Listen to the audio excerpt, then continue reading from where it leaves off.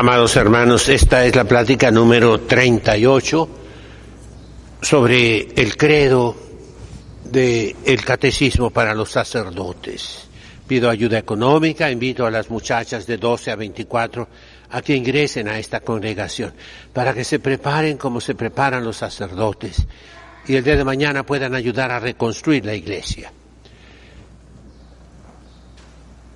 Quiero unir mucho el nacimiento de Cristo con su pasión dolorosa.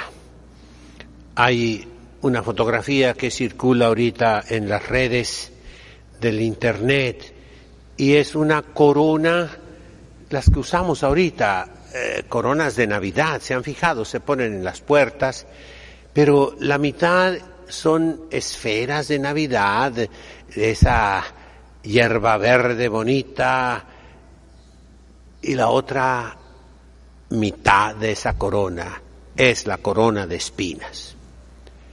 Ahí se ve lo que es la verdadera Navidad. Jesucristo viene a sufrir para salvarnos, porque nos ama, porque nos quiere, porque quiere redimirnos. ¿Quién es el que nace? El Redentor. Redentor significa el que ha de morir en la cruz para quitarnos nuestros pecados. Yo recuerdo el cardenal Roberto Sara. Estuvimos juntos en el Colegio San Pedro para el clero indígena y su cuarto estaba pegadito al mío.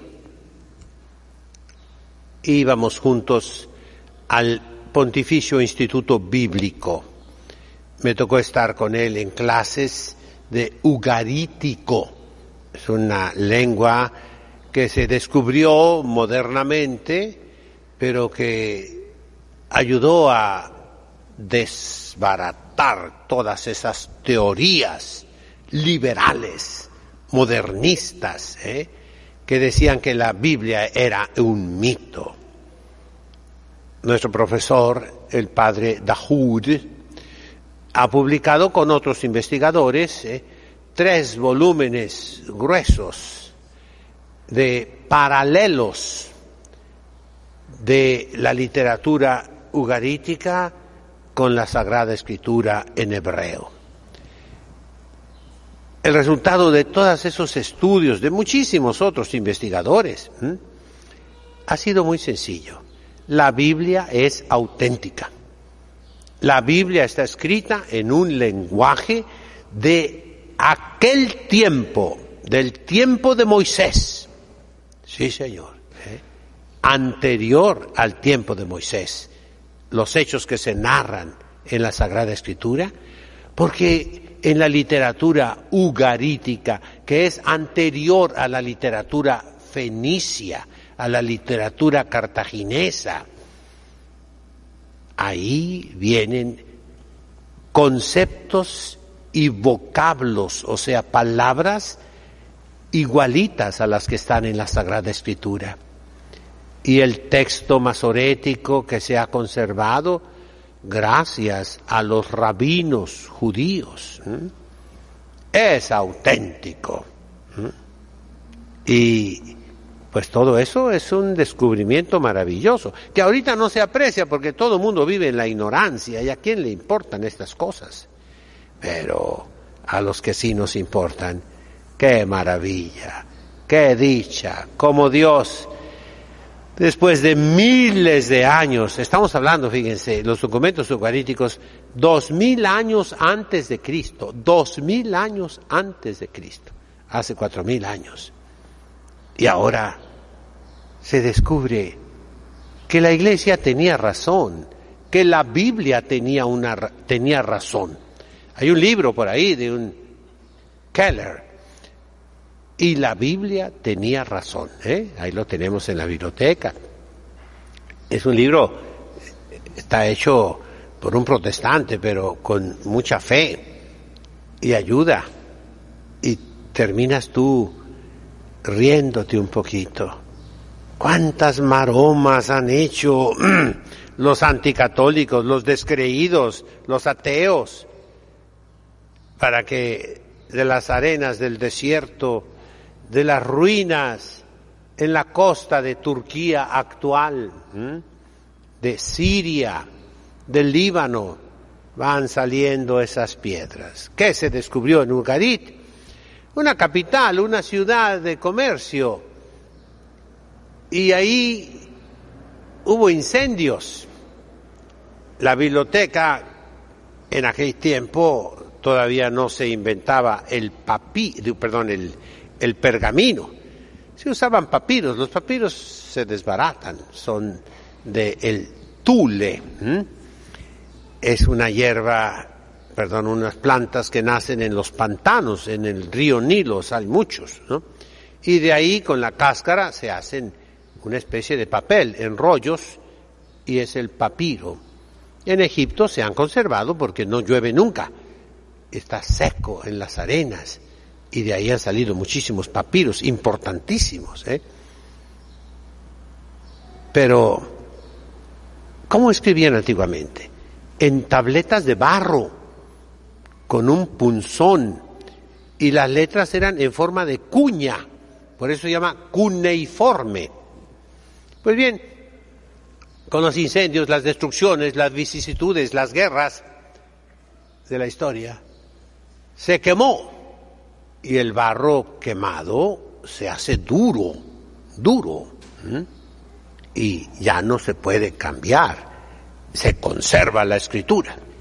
¿Cuál es la diferencia entre Ugarit y Babilonia y Asiria y Sumeria, todavía antes que ellos? Son tres culturas importantísimas. La diferencia es que en Ugarit se escribía alfabéticamente. Estamos hablando antes de los fenicios. En cualquier libro de historia dicen, el alfabeto fue inventado por los fenicios. ¡No! 800 años antes de los fenicios ya tenemos textos descubiertos recientemente, hace 60 años, 70 años, 80 años, en Ugarit, que son alfabeto en escritura cuneiforme, en forma de cuñas, y son documentos enormes, poemas, paganos, sí, lo que tú quieras, pero gramaticalmente es una lengua semítica del norte-oeste, de manera que a esa rama pertenece el hebreo clásico. La filología, la arqueología confirman.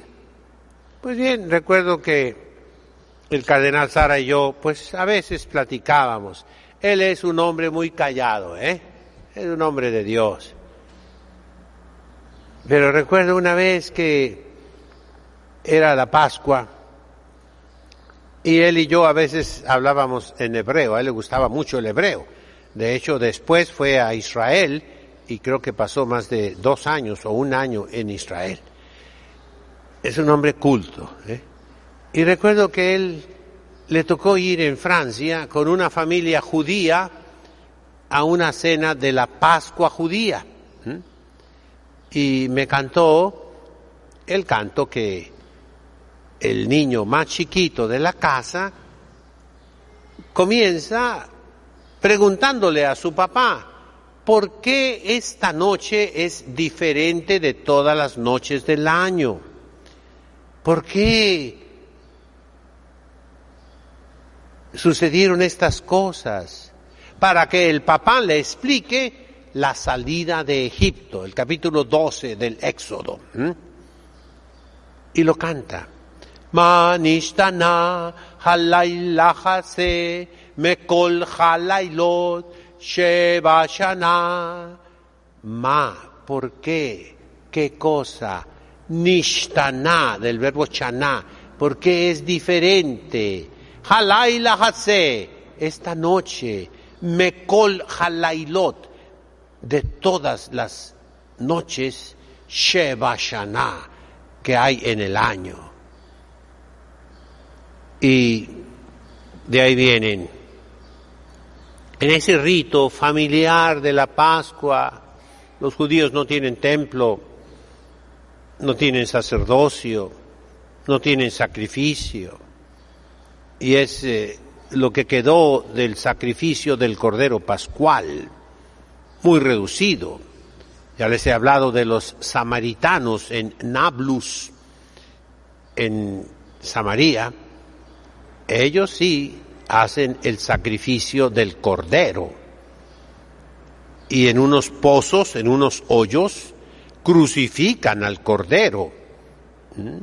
Hay fotografías de eso, Hay libros que hablan de eso.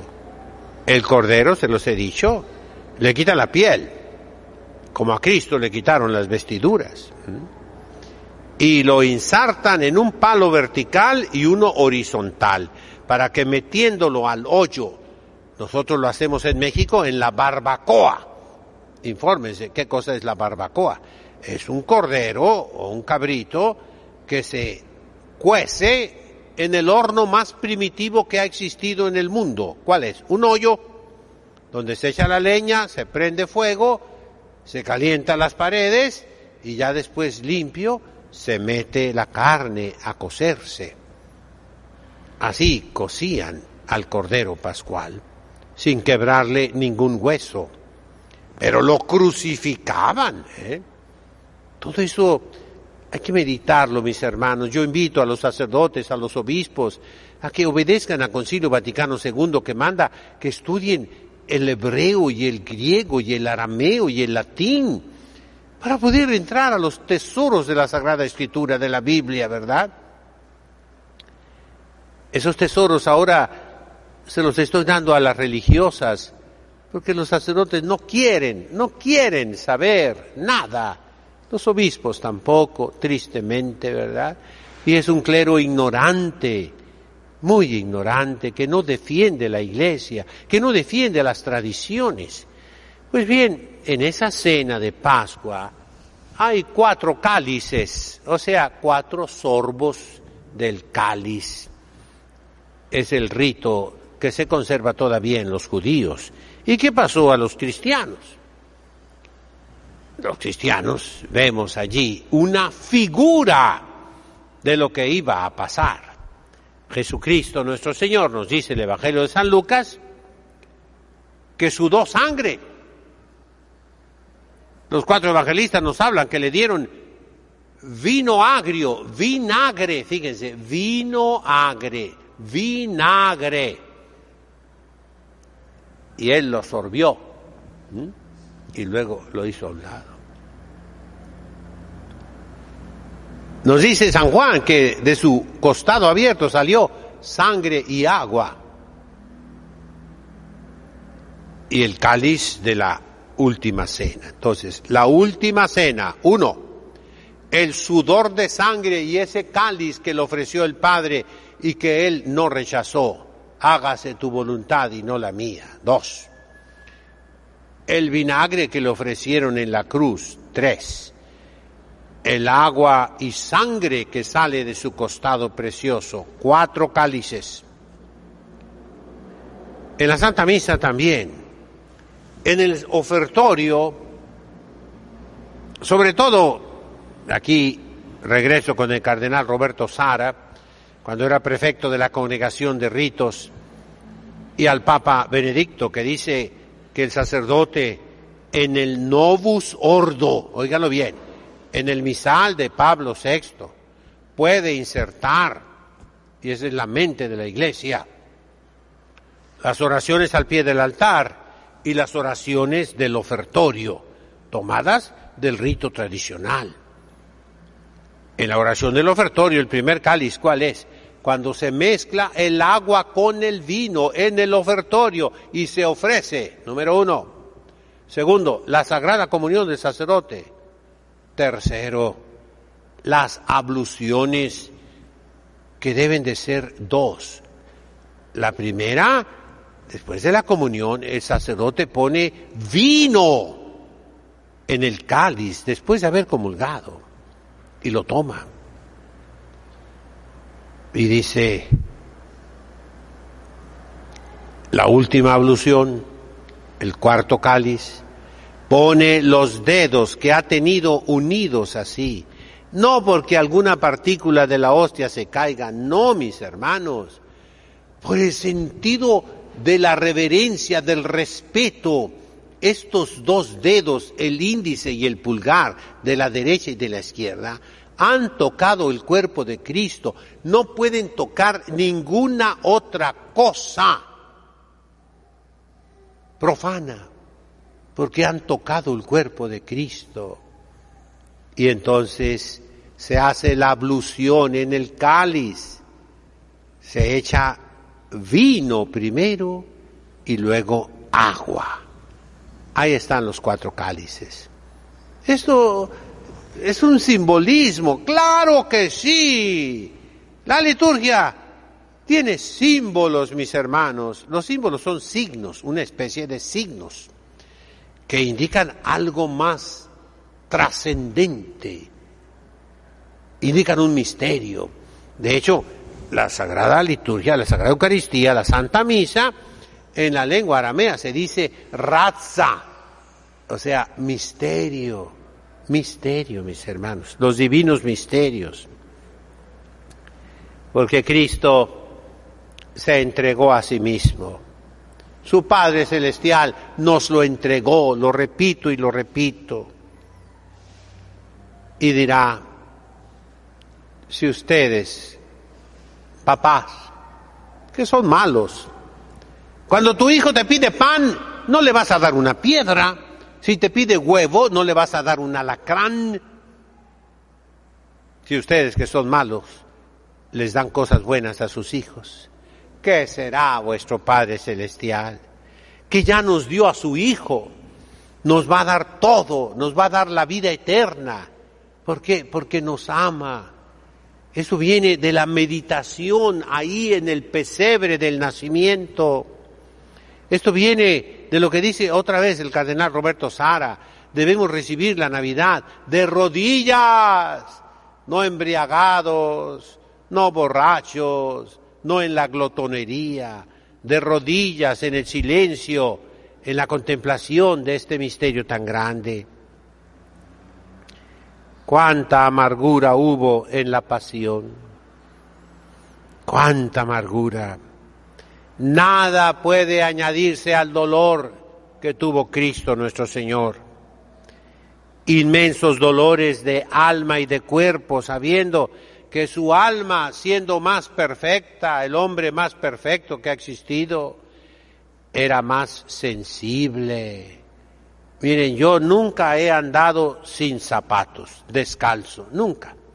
Mi mamá nunca nos permitió andar descalzos, ni siquiera en la alfombra, no. Entonces, tengo una sensibilidad muy desarrollada en los pies. Cualquier piedrita la siento. Me molesta. Si algún pedacito de arena, un granito de arena entró a mi zapato, me molesta mucho. Me tengo que sacar el zapato, quitarlo y volverlo a poner. En cambio hay gente que camina sin zapatos. Yo tenía compañeros de África, allá en Roma, que jugaban fútbol sin zapatos. Y unas patadonas que daban maravillosas, ¿no? Y el cuero, la piel de abajo de la suela, dura. Había un santo, San Felice de Cantalice, era un hermano lego, creo que franciscano, muy amigo de San Felipe Neri. Y ese, pues como los religiosos antiguos, andaba siempre descalzo, en el frío y en el calor. Y a veces se le hacían rajadas en la planta del pie, y él se las cosía como los zapateros, se cosía su propia piel. Ahí no duele, porque, bueno, sí duele yo creo, pero si tienes ya el pie habituado a caminar entre las piedras, entre la arena, entre las espinas, pues ya no tiene sensibilidad. Jesucristo tenía la sensibilidad más delicada del mundo y por eso sufrió más, muchísimo más. Una persona que siempre ha caminado a pie, descalzo, camina y no le duele. Yo que nunca he caminado, me duele todo. No puedo caminar sin zapatos. Es un ejemplo para decirles lo que sufrió Jesucristo nuestro Señor, su amargura inmensa. No hubo parte de su cuerpo que no fuera lastimada en la pasión. Todo tipo de personas lo insultó, todos en su contra, judíos, romanos, griegos, paganos, sus propios apóstoles. Uno lo traiciona, otro lo niega, San Pedro, y los demás lo abandonan. Entonces, su alma, ¿cómo se sentía?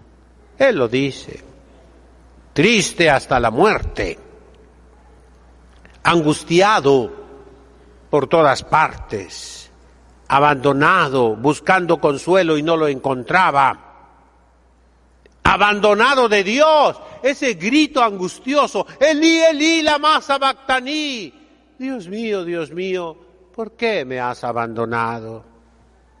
Insultado por su pueblo. Entonces él permitió que su naturaleza humana, su alma humana, su cuerpo humano, sintiera todos los tormentos como si no fuera Dios, como si fuera únicamente hombre. A eso viene ese niño Jesús, sí, a eso viene. Valiente, generoso. En la película de La Pasión de Mel Gibson, que se la recomiendo muchísimo,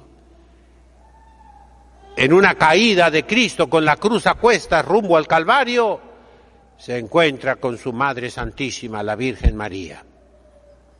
Y ahí él le dice una frase tomada del Antiguo Testamento, Ecce nova faccio omnia, he aquí que yo hago nuevas todas las cosas. Jesucristo, valiente, hombre a carta cabal, es el ejemplo que nos da para esta Navidad. Recibámosla de rodillas, meditemos, se lo digo a los sacerdotes sobre todo, meditemos los textos evangélicos en silencio, en recogimiento, delante del Santísimo Sacramento. En estos días de Navidad, tengamos días de silencio, horas al menos, para pensar, para leer el Santo Evangelio en la presencia de Dios. Que estas verdades penetren a nuestro corazón, mis hermanos. El mundo es descreído, el mundo no cree en Dios, el mundo está lejos de Dios. Como animales brutos, sí. Nacen, crecen, se reproducen y luego se mueren como un perro. No, nosotros somos hijos de Dios. Estamos destinados al cielo, a la felicidad eterna. Por eso debemos sufrir en esta vida, crucificar nuestro cuerpo como Cristo crucificó el suyo. Pidámosle fuerzas a la Virgen María para enamorarnos del niño, de ese niño que ella trae, que nos pone en los brazos. En nombre del Padre, del Hijo, del Espíritu Santo. Amén.